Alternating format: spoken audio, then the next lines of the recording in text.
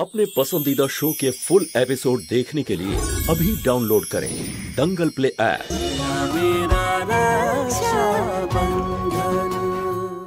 আমার মনে হয় এটা কোনো ঘর শত্রুর কাজ।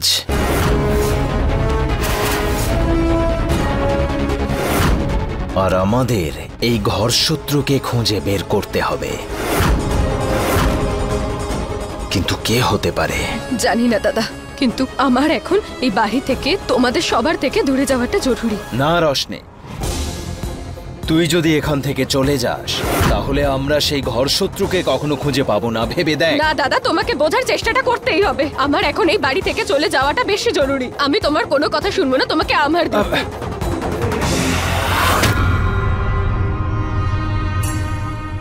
রশনি ঠিক আছে, কিন্তু আমার একটা শর্ত আছে।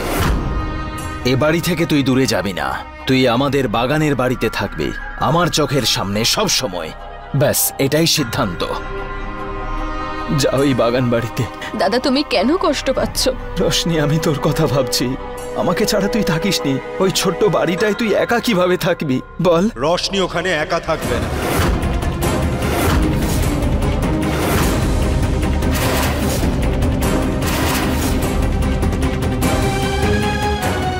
রশনি আমার স্ত্রী, আর ওকে আমি কোনোদিনও একা ছাড়বো না। আমি ওর সাথে থাকবো।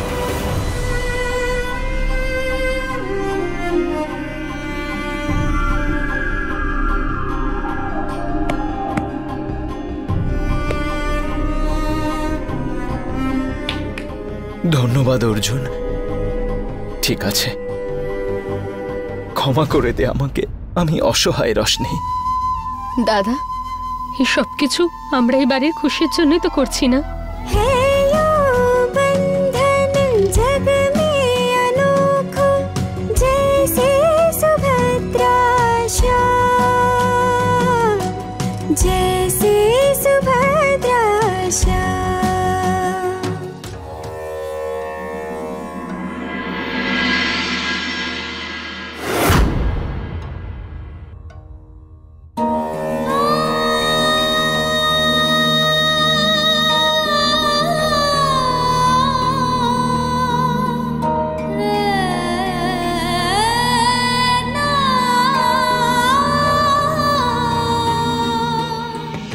তোকে নিয়ে আমার গল্প হয়।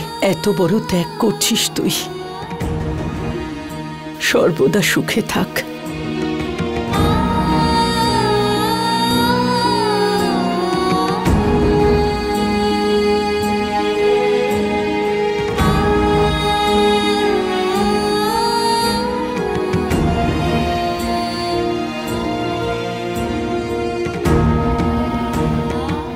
চলো রশনি।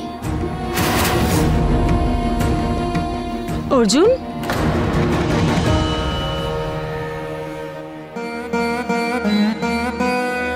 তুই কোথায় যাচ্ছিস? রশনি আমার বিবাহিত স্ত্রী মা, আর যে কোনো পরিস্থিতিতেই স্বামী স্ত্রীকে একসাথে থাকতে হয়।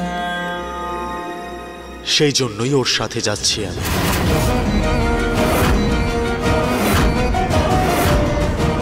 তার মানে তুই তোর মাকে ছেড়ে নিজের বউয়ের সাথে ওই ছোট্ট ঘরে থাকবি?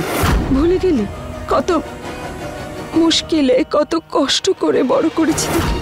আর তুই এখন মায়ের স্নেহ ছেড়ে নিজের বউয়ের আঁচল ধরে থাকবি? মা, যখন স্বামী তার স্ত্রীর সিঁথিতে সিঁদুর পরায় না, তখন সে প্রতিজ্ঞা করে যাই হয়ে যাক না কেন সারা জীবন সে তার স্ত্রীর পাশে থাকবে, যে কোনো পরিস্থিতিতে পাশে থাকবে।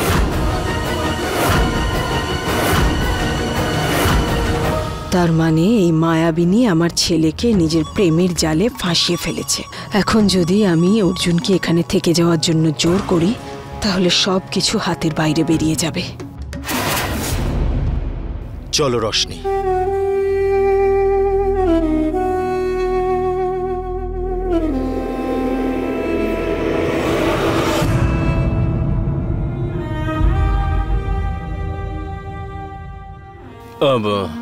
এটা কিন্তু অতটাও খারাপ না, ঠিকঠাকই আছে। সব জানি, আমার মন রাখার জন্য বলছেন না? আরে না না, সত্যি বলছি। আর তাছাড়াও একটা বাড়ি তৈরি হয় সেখানে থাকা মানুষদের নিয়ে, চারটে দেওয়াল বা সেখানে থাকা আসবাবপত্র নিয়ে নয়। যারা থাকছে তাদের মধ্যে যদি সততা থাকে, সম্পর্ক থাকে, ভালোবাসা থাকে, তাহলে নিজের থেকেই সবকিছু ঠিক হয়ে যায়।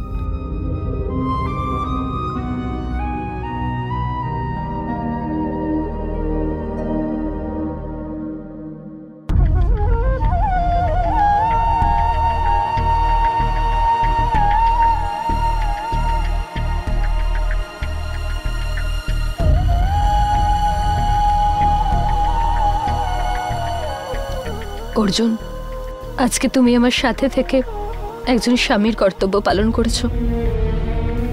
আজকে আমি কথা দিচ্ছি যে আমি স্ত্রী হওয়ার সমস্ত কর্তব্য পালন করব। আজ থেকে আমি তোমাকে আমার স্বামী হিসেবে স্বীকার করলাম। সেদিন যেমন তুমি সেদিন ওই সাহায্যের ভার ভেঙে করেছিলে,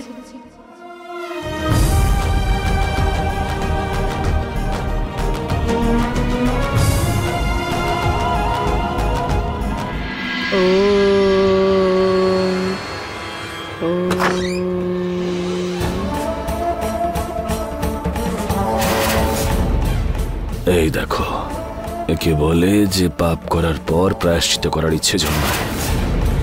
আমার তো এটা মনে হচ্ছে যে যশোদা দেবী হয়তো মনোযোগ দিয়ে নিজের পাপের প্রায়শ্চিত্ত করতে বসেছেন। তাহলে আমাকে তো ব্যাগড়া দিতেই হচ্ছে এর ধ্যান ভঙ্গ করার জন্য।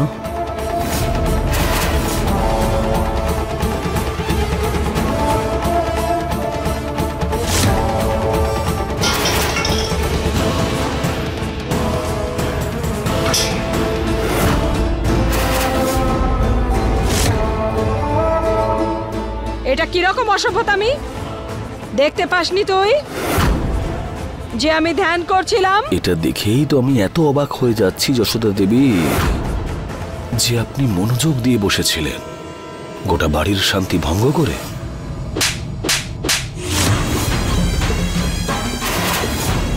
অনুমতি না নিয়ে আমার ঘরে ঢুকেছিস, আমার ধ্যান ভঙ্গ করেছিস, আর এখন ক্ষমা চাওয়ার বদলে মেজাজ দেখাচ্ছিস।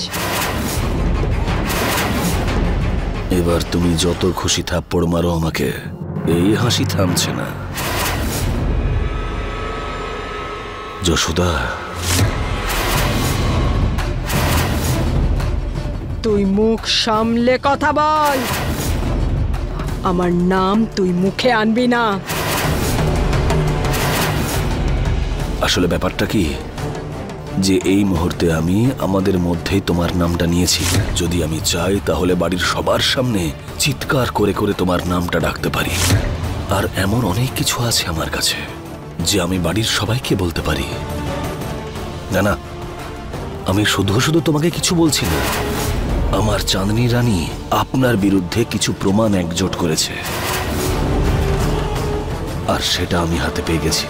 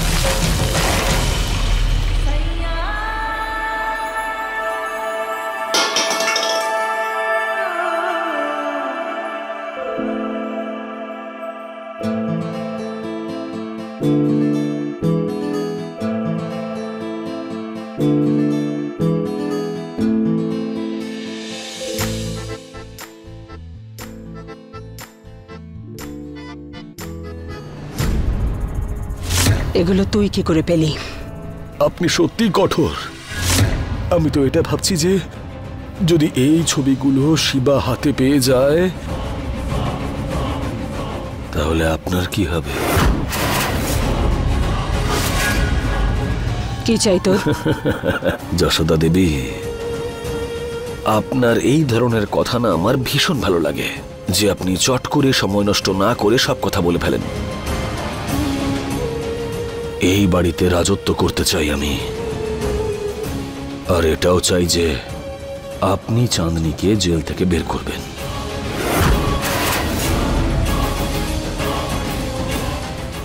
যে চাঁদনি তোকে একটুও পাত্তা দেয় না, সেই চাঁদনিকে তুই জেল থেকে বের করতে চাইছিস?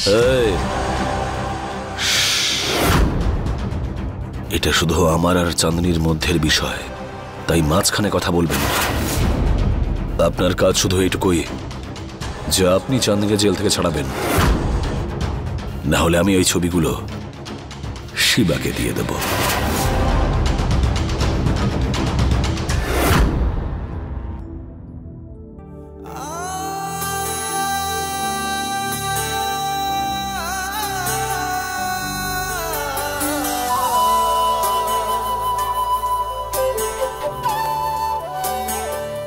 অর্জুন, তোমার বাইরে যাওয়ার কোনো দরকার নেই। এখন আমরা স্বামী স্ত্রী।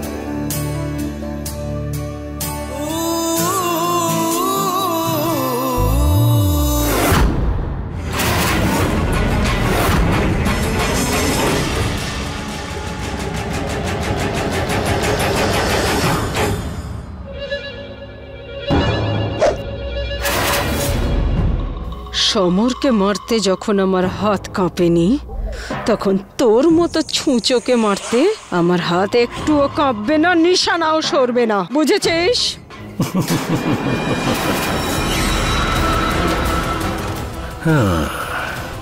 যশোদা দেবী, আপনার এই হুমকিগুলোতে আমি একদম ভয় পাচ্ছি না। আপনি শুধু এইটুকুই খেয়াল রাখুন যে চাঁদনিকে জেল থেকে ছাড়াতে হবে আপনাকেই। আমার কাছে কি জাদু কাঠি আছে নাকি যে সেটা ঘোরালেই ও জেল থেকে বেরিয়ে আসবে? আরে আপনার কাছে জাদুই দণ্ড আছে নাকি নেই আমি জেনে কি করব বলুন তো? কিন্তু আপনার তো এটা জানা উচিত যে আমার কাছে এই ছবিগুলো আছে। 48 ঘন্টা সময় আছে আপনার কাছে, আর এই 48 ঘন্টার মধ্যে যেন চাঁদনি এই বাড়িতে থাকে, না হলে এই ছবিগুলো আমি শিবাকে দিয়ে দেব।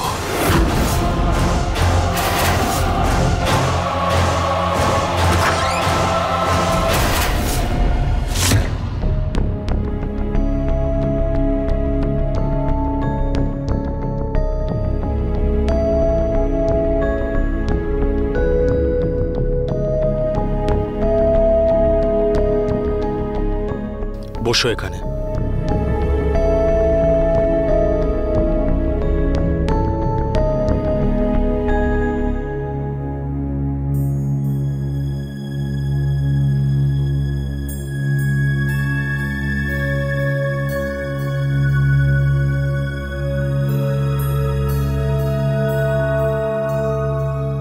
তুমিও কম্বল গায়ে দাও, নয়তো ঠান্ডা লেগে যাবে।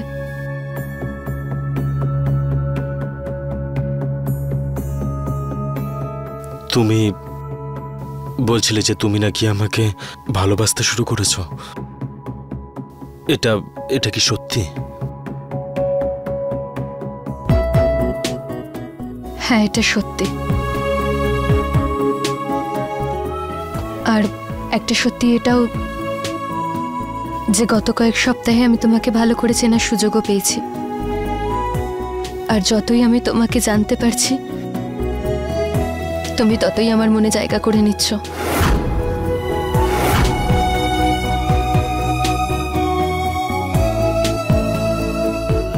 আর আর তুমি তুমি তুমি কি আমায় পছন্দ করো অর্জুন?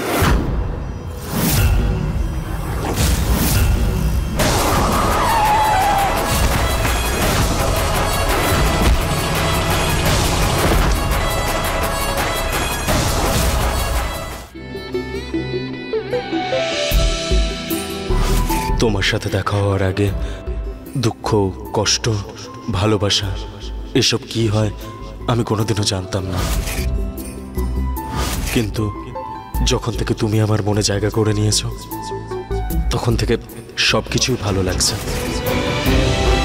আর এই ভালোবাসাটা কোনোভাবে আমার মনে একটা ভয় সৃষ্টি করেছে। তুমি কোনোভাবে দূরে না চলে যাও, তোমাকে হারিয়ে না ফেলি। আর যদি এরকম হয় না তাহলে আমি আর বাঁচতে পারবো না, কারণ এখন না আমি তোমাকে আমাকে কি অর্জুন? তোমাকে ভালোবেসে ফেলেছি আমি।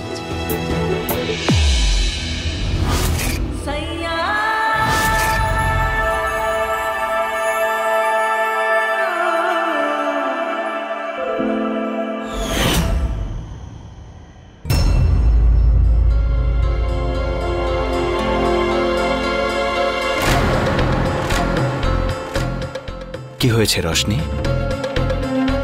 কি হয়েছে বল। কিছু না দাদা, আমি এই থালাটা সাজিয়েছিলাম কনক বৌদির জন্য, কিন্তু কিন্তু কি? পরিষ্কার বুঝতে পারছি যে রশনি থাকতে আমার বাচ্চা সুরক্ষিত নয় শিবা, নয়। আমি আর রশনি এক বাড়িতে এক ছাদের তলায় থাকতে পারবো না। হ্যাঁ, বুঝতে পেরেছি। কোনো ব্যাপার নয়, আমি কথা দিচ্ছি তোকে, তোর কনক বৌদি আজ সন্ধেবেলা এটাই পড়বে। আমি ওর কাছে নিয়ে যাচ্ছি। কিন্তু তুমি বৌদিকে এই কথাটা বলবে না যেই থালাটা আমি সাজিয়েছি। আর এতে লুকোনোর কি আছে? না দাদা, হাত জোর করছি তোমার কাছে। ঠিক আছে ঠিক আছে, বলবো না, কিন্তু আমার একটা শর্ত আছে। শর্ত? দেখ, আজকে নবরাত্রির শেষ দিন, আমি চাই যে সন্ধ্যের আরতিতে আমার বোন যেন আসে। কিন্তু বৌদি তো মানবে না। আমার কাছে একটা আইডিয়া আছে, যাতে তুই সন্ধ্যেতে আসতে পারবি, কিন্তু একটু দূরে দাঁড়িয়ে থাকবি। তাহলে তুই আরতিতেও আসতে পারবি আর কনকও জানতে পারবে না তুই এসেছিস। আর হ্যাঁ, তোর হাতের ওই পায়েস, এমনটা হতে পারে নাকি যে রশনি পায়েস বানাবে আর তার দাদা খাবে না? এক মিনিট। হ্যাঁ, আসছে। আরে কোথায় যাচ্ছ হঠাৎ করে? কিছু না, ওই একটা জরুরি কাজ আছে, আসছি আমি।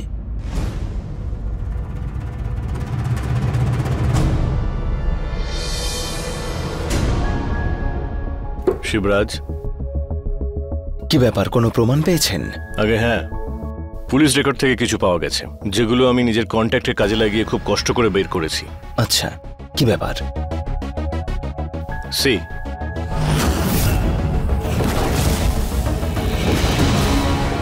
এটা পুলিশ সেই লোকেশন থেকেই পেয়েছিল যেখানে সমরবাবুর অ্যাক্সিডেন্ট হয়েছিল। কিন্তু আমি এটা বুঝতে পারছি না যে পুলিশ এটা খুঁজে বার করার চেষ্টা কেন করলো না। এই ভেঙে যাওয়া লকেটের অংশটা কার? আমার সম্পূর্ণ বিশ্বাস এই লকেটের টুকরো সেই মানুষের যিনি সমরবাবুকে মেরে ফেলেছে, কারণ এর উপর লেগে থাকা রক্তের এই দাগ অন্য কারো নয়, সমরবাবুরই রক্তের দাগ।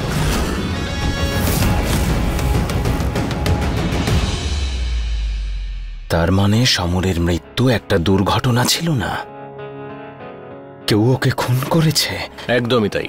এই ব্যাপারে আরেকটা কথা আমি বলতে চাই, যেই সমরবাবুর উপর হামলা করে থাকুক না কেন, সে নিজের উদ্দেশ্যে সম্পূর্ণভাবে সফল হতে পারেনি। হয়তো রশনি দেবী সেখানে ছিলেন, তাই সেই জন্য সেই ব্যক্তি হসপিটালে গিয়ে সমরবাবুকে মেরে ফেললেন।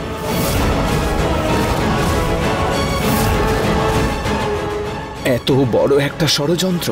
তার মানে আমার বোন দুর্ঘটনায় তার স্বামীকে হারায়নি, বরং তার স্বামীকে খুন করা হয়েছে। আমাদের যে করেই হোক সমরের খুনিকে খুঁজে বের করতে হবে, সমরকে ন্যায় বিচার দিতেই হবে, আর সেটা আমি অবশ্যই দেব। আপনাকে অনেক অনেক ধন্যবাদ। আর কিছু পেলে নিয়ে আসবেন। নিশ্চয়ই।